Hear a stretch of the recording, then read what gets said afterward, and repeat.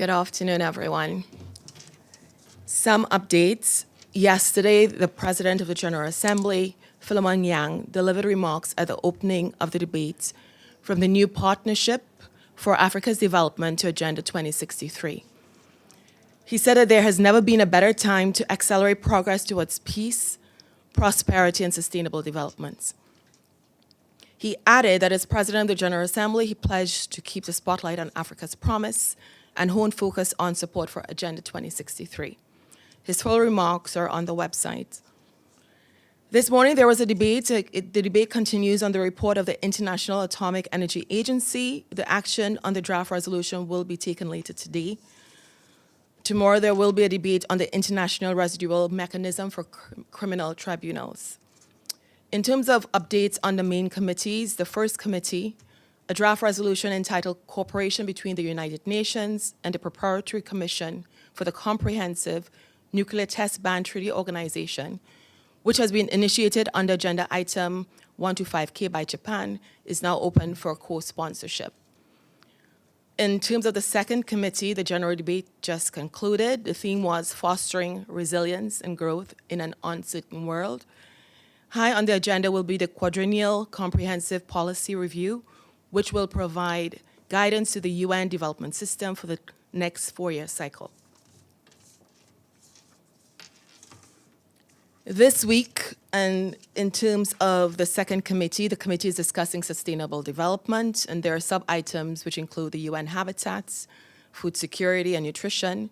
Today, there is also a joint meeting of ECOSOC and the second committee on fostering resilience and growth in an uncertain world. With regard to the third committee, member states agreed that regional and global cooperation is essential to combating organized crime. Issues related to women's advancement were a central focus.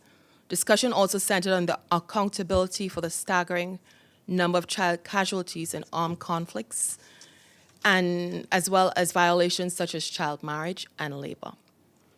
With regard to the fourth committee, ongoing consultations continue. The topic of decolonization will continue until 17th of October. Informal consultations are ongoing, including on the draft resolution related to the effects of atomic radiation, which will be considered by the committee on the 21st of October. A draft resolution is also on the table titled Special Committee on the Situation with regard to the implementation of the Declaration on the granting of independence to colonial countries and people.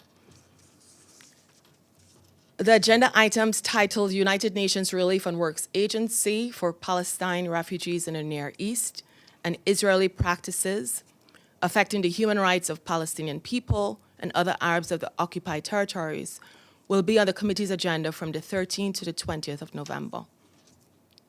In terms of the fifth committee, member states negotiated the scales of assessment in line with the established triennial cycle. Scale of assessments for the apportionment of the expenses of the United Nations was adopted on the 9th of October without a vote. In terms of the sixth committee, there are a few items here.